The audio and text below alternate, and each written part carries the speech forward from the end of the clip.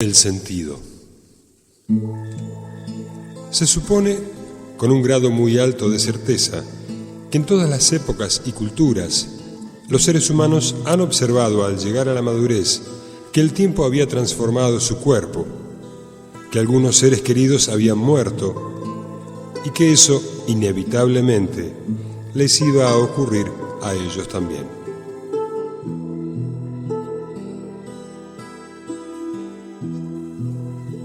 Ante esto pueden haber pensado, como una consecuencia lógica e inexorable, que no tenía sentido seguir preguntándose y respondiéndose cosas.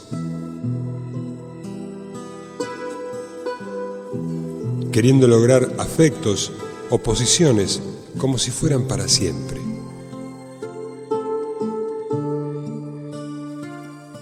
Lo único coherente con esa verdad con la que contaban de allí para adelante era no ilusionarse más con un futuro ilimitado.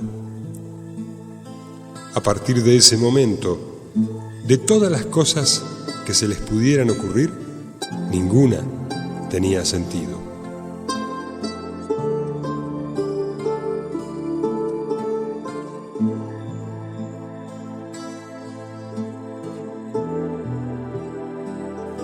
Entonces, elegían quedarse quietos por dentro.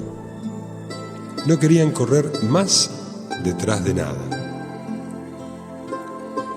Elegían aceptar el fracaso con dignidad, sin negarlo más. Algunos dijeron simplemente, así son las cosas, pero de la boca para afuera. Alguno, de acuerdo con lo que pensaba, intentó quedarse quieto internamente, no tratar de engañar más a su fantasma, porque eso fatiga demasiado y es inútil. Es posible que algunos seres humanos de todas las épocas, en ese quedarse quietos, alguna vez se sentaron solos bajo un árbol o en el piso de una cueva que servía de refugio. En la prehistoria, por ejemplo, cerraron los ojos y escucharon el silencio por primera vez. Y se enamoraron del vacío. Y sintieron algo en su corazón que los llenaba de congoja y a la vez los colmaba de alegría. La congoja tenía justificación, porque todas las ilusiones se estaban rompiendo en pedazos. Todo lo que creían de sí mismos y del mundo se estaba quebrando dolorosamente y comprendían que se quedaban solos, sin salida, porque su inevitable futuro era desaparecer para siempre.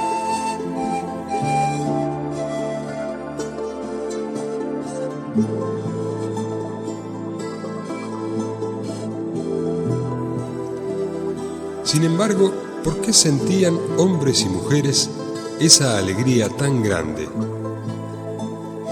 Esa nueva felicidad tan inmensa. Nada sabemos nosotros sobre eso. Pero cada uno de ellos estaba solo con esa quietud y no tenía a quién preguntarle estas cosas, aunque tuviera alguien a su lado. Porque ya las preguntas y respuestas habían sido descartadas de su mente, junto con todo lo demás imaginable, porque todo se había convertido en provisorio, hasta el saber. Se había acabado la mentira. Probablemente muchos hombres, en cualquier época y en cualquier parte de la tierra, primero se habrán extrañado por esa alegría sin razón.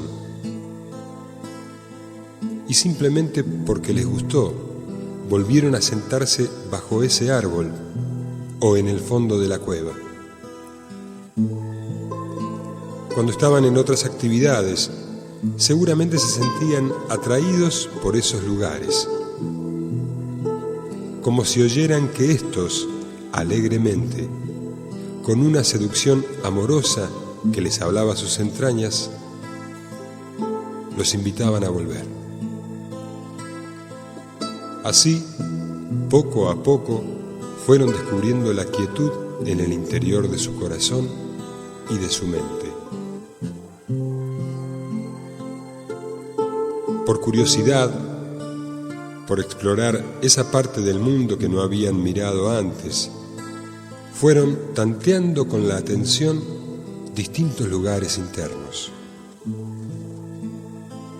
Por casualidad, y porque abandonaron la búsqueda de la felicidad para siempre, encontraron la enorme felicidad en el presente, la que les proporcionaba el recogerse en el fondo del corazón y quedarse quietos, inmóviles, cuidadosamente silenciosos, descansando en la alegría. Pueden haber ocurrido en todas las épocas millones de historias parecidas a las que siguieron también millones de caminos distintos. Pero no es extraño pensar que el desarrollo interno del espíritu sea una parte normal de la evolución del hombre, un hombre que considera a la muerte como algo realmente posible para él y decide no mentirse, no ilusionarse más con falsas esperanzas. Un ser humano en el que el resultado de su reflexión sea más fuerte que su miedo. Como ustedes habrán observado, continuó el visitante en tono de conferencia y con una seguridad fuera de lo común, es este sin ninguna duda un ejercicio imaginativo que intenta apresar en una imagen la universalidad existencial que une a los seres humanos y que da origen inevitablemente a aquella experiencia interior que lo conecta con un espacio y un tiempo donde se vive en verdadera plenitud.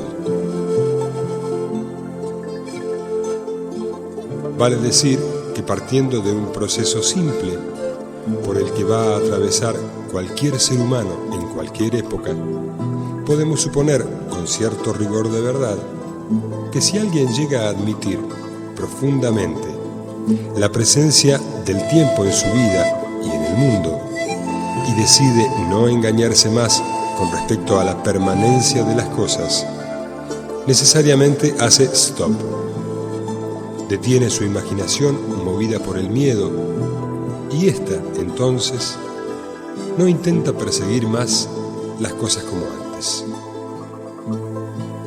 Ese hombre sin ilusiones se propone ser feliz en el descanso que produce el maravilloso estado interno que ha descubierto. Ya no le importa nada verdaderamente, ni del mundo externo, ni del interno. No puede perder nada, porque nada es de él para siempre.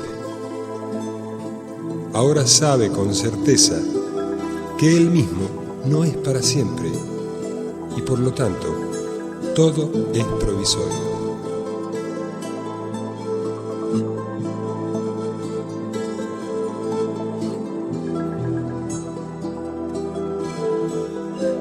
¿Qué queda sino descansar en la quietud?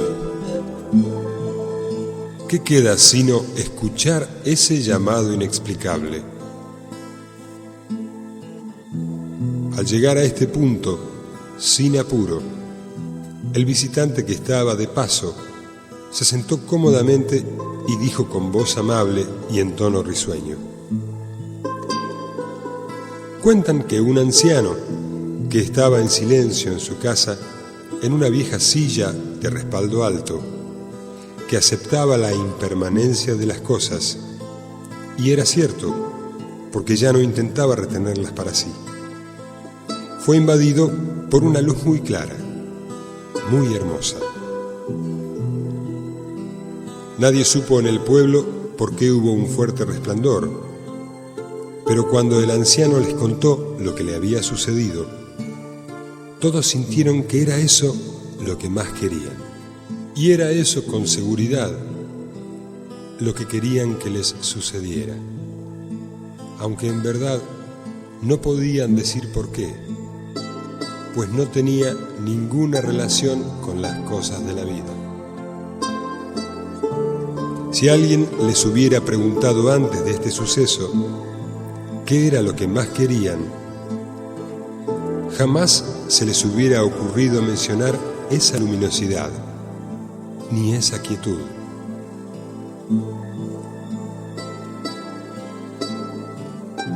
Y quizá por esa luz, o porque todos estaban compartiendo una misma experiencia nueva, o ambas cosas a la vez, a partir de ese momento, los pobladores de aquel lugar comenzaron a ser más felices. Vivían con una alegría que no podían llamar humana, en el sentido corriente que tiene la palabra. Eran personas que amaban el momento en que podían estar muy quietos, en esa gloria sin nombre. Se pasaban información respecto de lugares silenciosos en una alegre complicidad. Se invitaban a las casas más alejadas del centro del poblado para sentir juntos la luz. Al poco tiempo las cosas empezaron a ser de uso común y era muy difícil escuchar a alguien hablar de lo mío y de lo que había hecho. Era un pueblo donde la gente poco a poco se fue quedando callada. Se solía ver a menudo a alguien parado en medio de la calle o sentado en la plaza por un rato. Se quedaban con los ojos cerrados, con una expresión calma en el rostro, respirando de un modo que no parecía que respiraran. No había apuro por llegar a ninguna parte, pero sin embargo, la gente estaba muy despierta, atendía a sus necesidades, era cuidadosa de lo que necesitaban los demás, y no obstante, se mantenían independientes. Para darles una idea de cómo era la vida en ese pueblo, les cuento, por ejemplo, que una tarde vimos 3 personas en una esquina mirando muy callados una hoja. Era la hoja de un árbol que un niño mostraba en la palma de su mano. Se miraban entre ellos muy calmos y sonreían muy silenciosos, muy serenos. Así pasaron un buen rato entre el recogimiento y el asombro.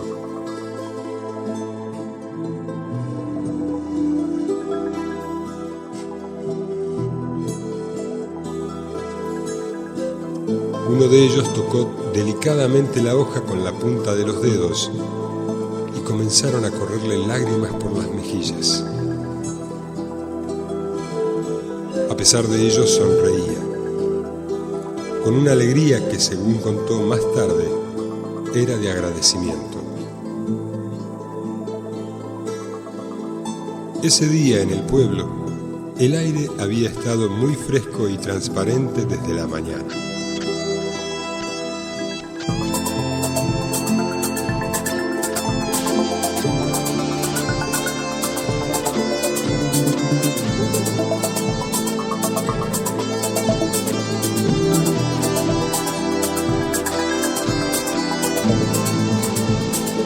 Era un pueblo donde la gente poco a poco se fue quedando callada, porque todo se había convertido en provisorio, hasta el saber. Y era muy difícil escuchar a alguien hablar de lo mío y de lo que había hecho.